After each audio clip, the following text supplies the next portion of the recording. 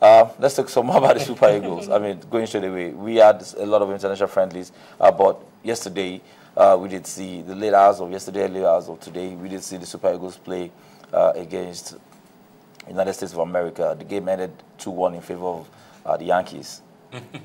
Yes, you're very correct. 2-1 in favor of the Yankees. That didn't have what's it called now? London. I forgot his name. The very talented guy who London Donovan. London Donovan, who Jurgen Klinsmann dropped. Brilliant player, 150-something caps. But having said that, the likes of Marcus De Beasley, Jose Altidore, who had not scored in 2014, actually came to the game. Clint Dempsey as well, and I particularly like the way. What's his name? DeMarcus Beasley actually, kept the back four in shape. I mean, he was the one. He had a better game than our own Mikel Obi yesterday in that midfield. Talking about from the Nigerian point of view, it was also Tim Howard's 100th game for United States, and he made a lot of saves. Inyama was very, very outstanding in yesterday's game. I thought he was the only positive light I could see in that game. Johan Shaniwa came in at left back, did all he could. The partnership between Yobo and Obabona didn't work, in my own estimation. Joseph Yobo, currently on 97 caps. I bet if he would have any more caps at the World Cup, on the back of what he played yesterday, he needs to up his game if he's to dismiss Omero, who may come back from injury. But having said that, Mikel was not Mikel yesterday. You can't be Mikel and not hold that midfield the way you should. Even Onazi gave more in yesterday's game than Mikel. Maybe he was trying to avoid not getting injured. All the remaining players were neither here nor there. Osaze ran, huffed and puffed. Victor Moses who tried his best. Shola Moibi, he was disjointed. I felt like, my God, 90 minutes of my time, 11 p.m. to almost 1 a.m. But as Ken has said, it's just a friendly. And that's the point I want to reiterate. This is a fact. Is what we noticed yesterday is that these guys are actually still playing, wanting to impress the coach or the coach or the bench, if you want to use that. I mean, they should have been doing that, like we've argued that. But at the same time, we know that these things do happen. We've seen England actually come out, Roy Hodgson come out to say it about his national team side to that. This is the real McCoy. I mean, you've been selected. You don't need to try and impress anymore. Yes, they probably don't know what the first 11 will be. So everybody's probably struggling, to get into the top 11. That might not be what it should be at this point in time. But we don't have any luxury or friendlies anymore. Do you think that should be enough to, and I'll come to you on that, Afolabi. Okay. That might just give us some time. Let's cut some slack with these boys. The next game will be at the World Cup. Should they come out with the top 11? I mean, Keshi has his first 11 in his head right now. We are still doubting, like you suggested, maybe Yobo should be a part, maybe should not be a part. It's left for Keshi to decide.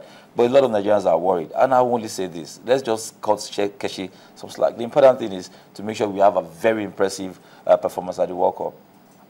Oh, wow. This is going to be a very hard one to call.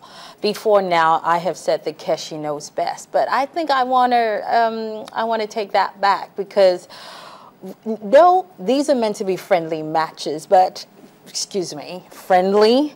And how friendly do you get when Brazil is just 4 days away? We saw Nigeria play Scotland, abysmal. Played Greece, come on, there's nothing to write about that. And now play the USA. Let's be honest. The USA are not powerhouses when it comes to football. But they're rated above us in the world ranking. They might be rated above us in the rankings. But if we were faced off with countries like Brazil, Argentina, Portugal, yes, I could expect the kind of score line. I could expect the kind of match that was played yesterday. But with USA, please, someone tell me, this is not what the boys are. This is not going to be a repeat of what will happen in Brazil 2014. So from this abysmal performance, I don't think the boys, either the 11 that Keshi's got, I don't think they have what it takes to actually go into Brazil 2014 based on the back of these three friendlies. I'm sure the guys are itching to prove you wrong and prove a lot of people that actually don't believe in them wrong. And we're going to keep faith with these guys. I mean, we've seen them over the years, metamorphosed to what we've seen now. It's a group of young guys that are very strong. Yesterday, I don't know if you noticed, that game could have ended like 5 goals before Victor Moses actually got his penalty. Yeah, because we had a keeper that was on Inyama just kept on making save after save. And it was the same. I mean, we kept on doing the same thing all over again. We didn't have anybody to shield the back four. I mean, Mikel was off it. So anytime we went forward and they had a counter, Marcus Beasley would just do the same thing over and over again. Look for a Clint Dempsey or make a run himself and then find Jose Altidore and you know, they just kept on having chances. Same thing over and over again. All right, so let's see what's going to come out of this friendlies, and now the Super Eagles actually will react to your criticisms as it stands. All right, that said, quickly we'll take a preview of the group. Now, before now, even following this segment, we know we've been doing group analysis of the countries that were played in the World Cup. We stopped at Group C. What we're going to do is do you a rundown, a preview, a review, and also a preview of what to expect from the groups that are participating in the World Cup. Remember, it's just 4 days away. It's going to start on the 12th of June. Now, in Group A, the countries we have in Group A, we have Brazil, Cameroon, Croatia, and Mexico. Those are the countries that will be playing in Group A. In Group B, we have Australia, Chile, the Netherlands, and Spain. Group C, we have Colombia, Greece, Ivory Coast, and Japan. Now, analysis today will be on Group D. Group D, we have Costa Rica, England, Italy, and Uruguay. Afolabi. Yeah, well, Uruguay, they've actually been to the World Cup a few times, many. Costa Rica as well. England are, you know, in this group, the ones to actually watch out for. I would put my money on England and Italy. Uruguay, not so much as Costa Rica, I think. I mean, Larry, what would you? Well, this is a group of death for me, because Uruguay, past champions, 1930 and 1950, England 1966, Italy, they've also been there, 34, 38, they also won in 2006. So between these countries, they won it in 82 as well. So Italy 4 times winners, England 1-time champion. So and of it's course, difficult Uruguay, to actually... It's very, very difficult. Very difficult for you to pick. To be... For me, the South Americans will definitely qualify. The Uruguayans will qualify, whether we like it or not. And then it remains which one of England or Italy will come to the party. So no chance to Costa Rica? No chance for Costa Rica. So. Okay, all right, talking about Group E, we have Ecuador, France, Honduras, and Switzerland.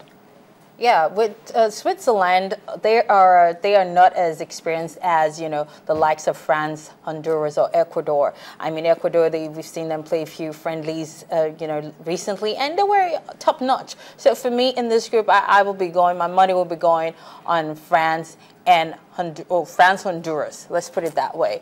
But bearing in mind, they've got key players actually missing, which we'll come to that in a bit. Okay, all right, so we'll go straight to Group F. Group F, we have Argentina, Bosnia-Herzegovina, Iran, and our country, Nigeria. Definitely the past winners in this group as well, 1978 and 1986, talking about Mario Kempes team in 78 and Diego Maradona team in 1986. We can't take anything away from Argentina. They will qualify. This tournament is in South America. It favors them. The Argentines are just going to take a bus or buses to Brazil, and then they will support their team to death. The other team that might qualify from that group is what I'm not sure of. The patriotism in me tells me Nigeria will qualify, but from the friendlies that we've seen and all that, I think Bosnia-Herzegovina may edge it, particularly if Nigeria allows Bosnia to defeat them.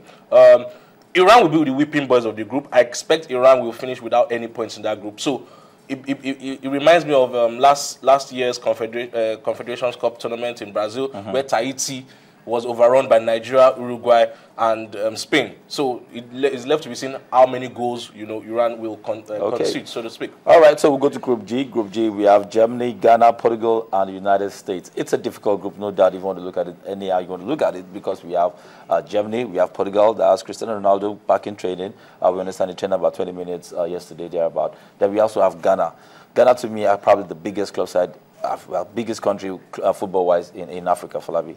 Oh, yeah, well, precisely, but we're not looking at how big Ghana is at the moment. In this group, the contenders, Portugal and Germany, those are powerhouses. And USA, from what they played yesterday with Nigeria, I think they're ones to actually watch out for. I mean, if they could trash our boys that way, let's see what they're going to be up to in Brazil. So my money will go on Germany, definitely. And though Portugal has got a Cristiano Ronaldo that's not in top shape, but I think they will pull through. So interesting statistics that United States have never won 3 games on the bounce preparatory to the World Cup, and they did that with the United States with Nigeria yesterday. The final group will be Algeria, Belgium, Russia, and South Korea. Many people willingly want to ignore this group, Larry. It's easy to ignore on the face of it, but don't just look at this group just by the fact that there are no powerhouses in that group, so to speak. Belgium will be my top outsiders for this trophy. The way they've been playing, the friendlies, the kind of squad they have. I think they have the youngest squad, apart from Ghana and Nigeria, going to the FIFA World Cup. Brilliant guys all over the pitch, from even the goalkeepers. You can't choose between Thibaut Courtois and Simon Mignolet of Liverpool. The defenders, Vermaelen there, Vincent Kompany there. To the attack, Hazard. They have brilliant young guys up front. Even Benteke couldn't make the score because of injury. But you have a certain Lukaku. All over the field, Kevin De Bruyne. Everybody is in top shape for Belgium. So you expect that at least they will make the quarterfinal. You have Algeria, South Korea there. I think South Korea, if they can actually live up to expectation, they may actually qualify, being the only Asian team to qualify as well. All right, so it looks like a difficult group, no doubt. So no chance for Algeria. You don't think any chance for Algeria? I think it will be difficult for Algeria to qualify from that group. All right, all this is yet to be said. I mean, we have a few days to the commencement of the World Cup. Now, that said, now the World Cup, we'll expect to see some so much football actions, but a couple of interesting players that we were looking forward to see at the World Cup will not be a part of this year's World Cup. Basically, due to their injury. Also, the latest is that Ederson Echejile will not be a part of the World Cup. He's been ruled out. He sustained an hamstring injury against in the match against Greece. Now, news coming through is that Ejike might just be replacing him. So, if you look at the guys that will not be going at the World Cup, and we have this fantastic. What English will I use again? I mean, it's interesting. Deciders, goal pushers. You know, you could call them whatever. I mean, they're powerhouses. But I see Oxlade on that list, but that doesn't mean he's not going to be at the World Cup. It's just he has injury, so he's going to be at the World Cup. But these other guys will not be at the World Cup. They will not be at the World Cup, sadly. You know, with the likes of the Netherlands, you've got the likes of the Van der Vaart and Van der Wiel. They're missing. Van der Vaart and the likes of Louis Bender from Germany, from Germany, actually sustained their injury in training camp. How sad is that? And then guys like Edwin Valencia, they've been missing. And then the biggest name out of Colombia is Radamel Falcao. I mean, you know, if only wishes or horses were wishes. I mean, Jose Peckerman will be riding, you know, fantastically to Brazil, but he waited till the last minute. Well, sadly, Falcao could not make the list. He could not recover properly. And then guys like Ricardo Montolivo from Italy actually sustained their injury in a match, in a friendly against the other side, which was Ireland, and friendly against Ireland. And, you know, guys like Carlos Mendina, Luis Montes. Luis Montes actually sustained his injury playing the other side with Ecuador. So did England's Chamberlain. And then Walcott will be missing. Benteke from Belgium is missing. Then the German bad boys, Bad Stubber, Gundogan, Lasbender, and Marcus Reus will be missing. Reus actually sustained his injury playing Armenia. He twisted his ankle. So how friendly are these friendlies? You know, it's one that I'm yet to see. I mean, you say friendly matches and the players actually go and they get injured, and then they're going to be... Some players actually overzealous when it comes to the World Cup. Injuries are part of life. They're part of football. Yeah. Even when you're not playing football on the pitch, it could be training. It could be... I remember a footballer was in his house and he was shaving, and his shaving stick cut his leg and he missed the World Cup. I'll try and remember the footballer's name now, before 2010 or 2006, and he missed the World Cup. So it does happen. Victor Valdez is also missing in this list. Joe Walcott is missing in this list. Echejile is not going to the World Cup. And you mentioned that already. Ribery is not in this list that you put up. So there's so many players who are not going to be part of the World Cup. But most importantly, those who are going to the World Cup, we hope for a particular